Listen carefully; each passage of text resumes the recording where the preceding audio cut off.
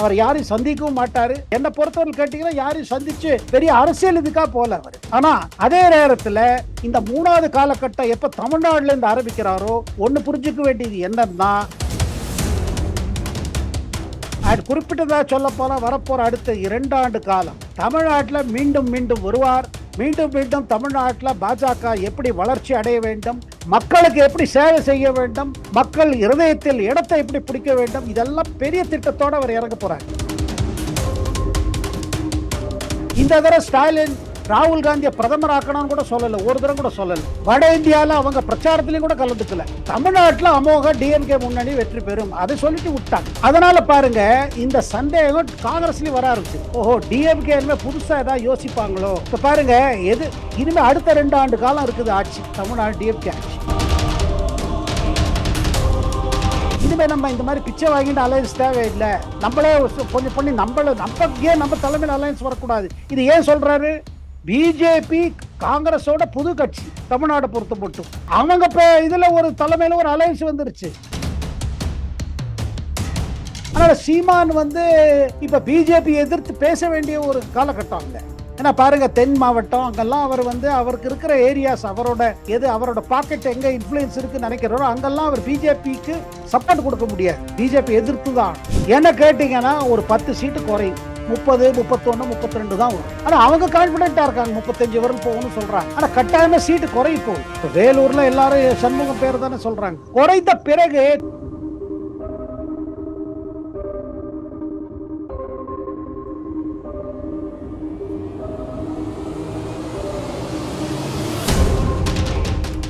Real one voice நேயர்களுக்கு வணக்கம். இன்றைய நேர்காணலுக்காக நம்முடன் இணைகிறார் அரசியல் விமர்சகர், மூத்த பத்திரிகையாளர், டெல்லியிலிருந்து சேகர் ஐயர் அவர்கள். வணக்கம் சார்.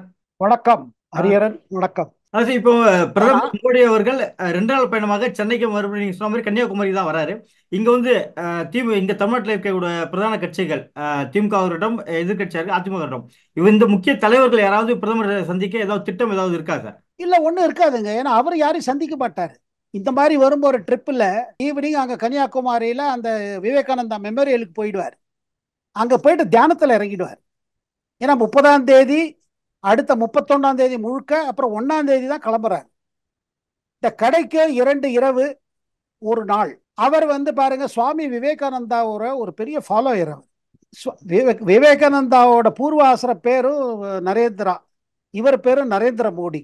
இவர் ராமகிருஷ்ணா மிஷனோட ரொம்ப ஈடுபாடுல இருந்தார். நம்ம நரேந்திர மோடி அரசியல் வருவதற்கு முன்பாக அந்த ராமகிருஷ்ணா மிஷன்ல தான் அவருக்கு குரு இருந்தாங்க. மீண்டும் அங்க போய் உட்கார்ந்துட்டு, ஏன்னா பெரிய காரியங்கள்லாம் நடக்கிறதுக்கு இருக்கு அவரோட 3வது பிரதமர் காலகட்டத்தில். இதை முன்னாடியே சொல்லிட்டு இருக்காரு. 100 நாள்ல பல பெரிய திட்டங்கள் ஆரம்பிக்க போறோம், பெரிய முடிவுகள் எடுக்க போறோம். இந்தியாவோட வளர்ச்சிக்காக, ஏழ்மையை ஒழிக்கிறதுக்காக, வறுமையை நீக்குவதற்காக, இந்த மாதிரி பல விஷயங்கள் அவர் மனசுல வச்சிருக்காரு. அதுக்கு முன்னாடி தெய்வ சக்தியை இது பண்ணி தனக்குள்ளுக்குள்ள ஒரு புது ஸ்ட்ரென்த்து, ஒரு புது ரிசால்வ், அதாவது எடுத்த காரியம் நல்லா முடியணும், நல்லதே எண்ண வேண்டும், எண்ணியது முடிதல் வேண்டும் சொல்லுவாங்க. அது மாதிரி ஒரு நல்ல ஒரு இதோட ஒரு பாசிட்டிவ் எனர்ஜியோட வர பார்க்கிறாரு. அதுல அவர் இந்த தரம் 2019 கேதார்நாத்துக்கு போனார். கேதார்நாத்ல அங்க குகையில ஜபிச்சார். உங்களுக்கு ஜபத்து மேல நம்பிக்கை இருக்கோ இல்லையோ அது வேற விஷயங்க. ஆனா ஜபம்ங்கிறத பல பேர் ஜபத்தில் பண்றாங்க. எல்லா மதக்காரங்களும் ஜபம் செய்யறாங்க. ஜபத்துக்கு ஒரு தனி இது இருக்கு. அதுல மக்களுக்கு, அதுல அவங்க யார் ஜபம் செய்யறாங்களோ அவங்களுக்கு ஒரு புது இது வருது, எனர்ஜி வருது, ஒரு ஸ்ட்ரென்த் வருது. அதை ஒரு சாமானியர் மாதிரி தான் பிரதமர் அங்க போயிட்டு, ஏன்னா அந்த இடத்துல பாருங்க 1892 1892 24 டிசம்பர் 22 டிசம்பர் போய் இறங்கிறாரு நம்ம விவேகானந்தர். அப்ப அந்த இடத்துல ஒண்ணுமே கிடையாது, நீந்து தான் போனார். அந்த கல்லுல போய் உட்கார்ந்தாரு. அந்த கல்லுல உட்கார்ந்து இந்தியாவை பாக்குறாரு. அந்த ஸ்பாட் அந்த மாதிரி ஸ்பாட், இந்தியாவோட எல்லை. ஒரு பக்கம் வங்காள விரிகுடா, ஒரு பக்கம் நம்ம இந்தியன் ஓஷன், இன்னொரு பக்கம் அரேபிய கடல்.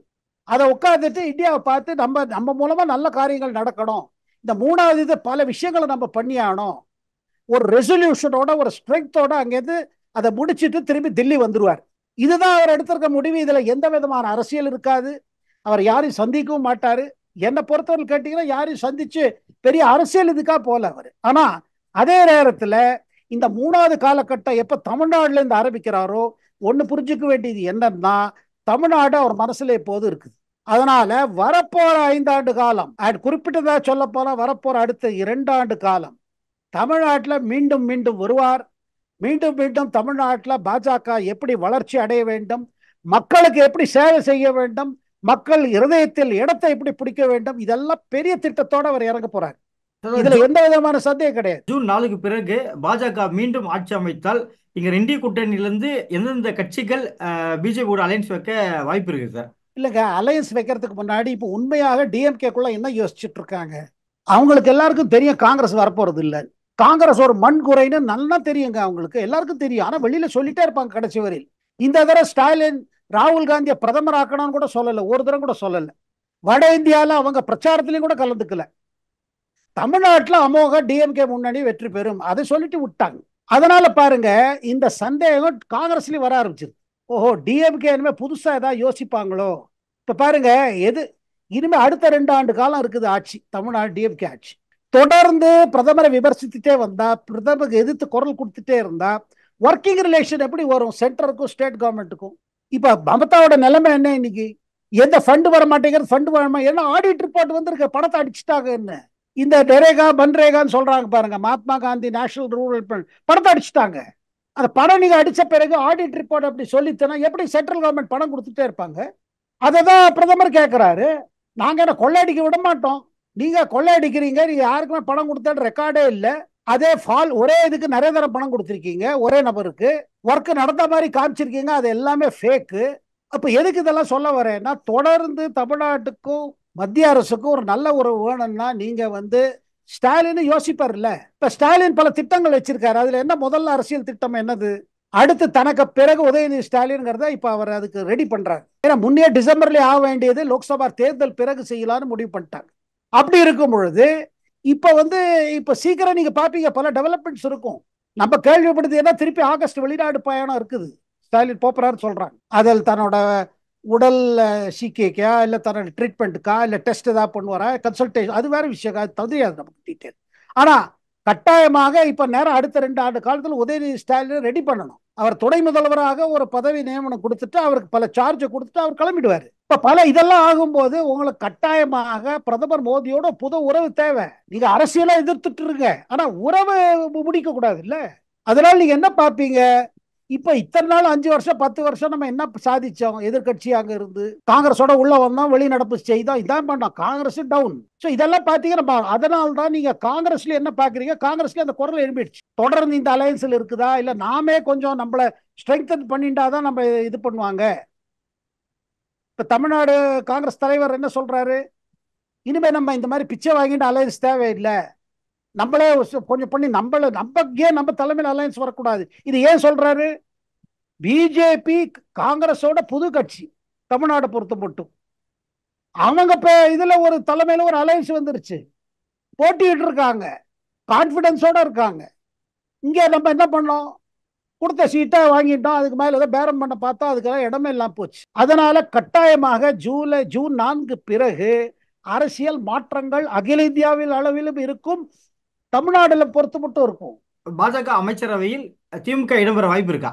எனக்கு அந்த மாதிரி உடனடியா ஒன்றும் சந்தர்ப்பம் தெரியல. ஆனா அரசியல்ங்கிறது எது வேணா நடக்கும். ஆனா இப்போதைக்கு அந்த மாதிரி எனக்கு ஸ்கோப் தெரியல. ஏன்னா பாருங்க, பிஜேபி சொந்தமாக தனக்கு இருக்கிற கூட்டணியில நல்ல வெற்றி பெற்று வருவாங்க. தமிழ்நாடு அரசியல் 26 வருடம் எந்த விதமான மாற்றம் இருக்காதனால இந்த தடவை டிஎம்கே அதுல சேர்த்துக்க வேண்டிய இது கட்டாயம் இருக்காது மோடிக்கு. பிஜேபியை விட நான் அதிகமான ஓட்டுகளை வாங்குவேன், அப்படி வாங்கலைன்னா நான் கட்சியை கலைச்சிட்டு போயிடுறேன்னு சொல்லிட்டு சீமான் அவர்கள் சொல்லி சவால் விட்டுருக்காரு. இந்த சவாலுக்கு தமிழக பாஜக தலைவர் அண்ணாமலை அவர்கள் எந்த விளக்கமும் எதுவும் தரல. ஸோ அவர் கடந்து போயிட்டே இருக்காரு. என்ன காரணத்துக்காக சீமான் கொடுத்த சவாலை இவர் எதுவும் ஸ்பேஸ் பண்றதில்ல? ஃபியூச்சர்ல தன்னோட கூட்டணிக்கு வருவாங்க அப்படின்றதுனாலயா, இல்லை என்ன காரணம் சார்? இல்லைங்க, சீமானோட பாருங்க, அவர் கட்சி தொடங்கி இத்தனை வருடம் ஆயிடுச்சு. தனக்குன்னு சில சமயம் 8%, 9%, 10% ஓட்டு வாங்குறாரு. ஆனா அவர் இருக்கிற ஒரு போக்குல பாருங்க, அது என்ன சொல்லுது, அந்த போக்கு தனி போக்கு. அதாவது யாரும் அவங்க கூட கிடையாது, எந்த அலைன்ஸ்லயும் அவங்க இல்லை. அவங்க தொண்டரை என்ன ஃபீல் பண்றாங்க, தமிழ்நாடு கூட்டணி கட்சிக்கு தான் வாய்ப்பு இருக்குது, ஒரு கூட்டணியில் தான் ஒரு கட்சிக்கு வாய்ப்பு. அப்ப இவர் எந்த கூட்டணி சேரணும்? அதுல சொல்றாங்க ஆக்டர் விஜயோட சேர்ந்துப்பாரு. இப்ப அதெல்லாம் ஸ்பெகுலேஷன் ஆயிட்டு இருக்கு.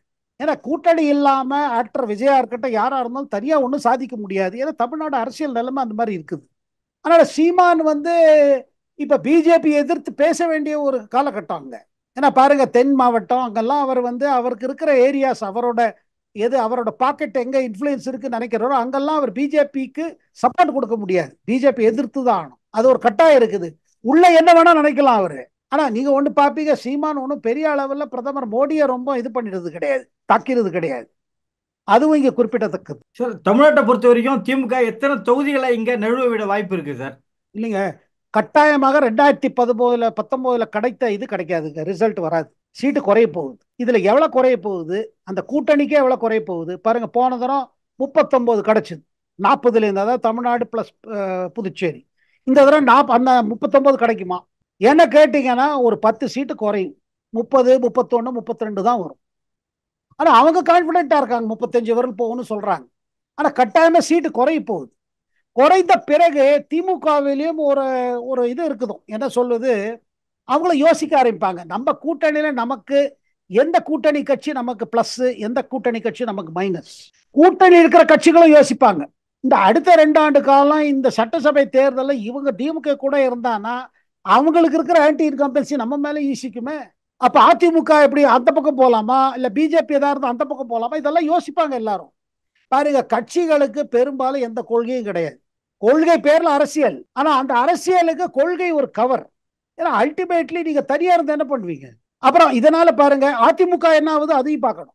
அதிமுக 2வது இடமா, பிஜேபி கூட்டணி 2வது இடமா? இப்ப அதிமுகவுக்கு ஒண்ணுமே கிடைக்காம போச்சு வச்சுக்கோங்க. இப்ப அதிமுகலே பெரிய இதே ஏற்பட்டுரும், ஒரு பம் பிளாஸ்ட் ஆகும். என்ன என்ன நடந்தது, என்ன பண்ணோம், என்ன தவறு செய்தோம், எடப்பாடியால சமாளிக்க முடியுமா முடியாது, இந்த கேள்விகளை கட்சிக்குள்ள ஆரம்பிச்சிடும். இதை தவிர்த்து திருப்பி எல்லாரும் ஒன்னா சேரணுமான்னு ஆரம்பிச்சிடும். சசிகலா, டிடிவி, ஓபிஎஸ், திருப்பி எடப்பாடி எல்லாரும். ஏன்னா ஒன்னா இருந்தாதான் நிற்க முடியும்னா அப்ப ஒன்னா இருந்துட்டு போவோம்.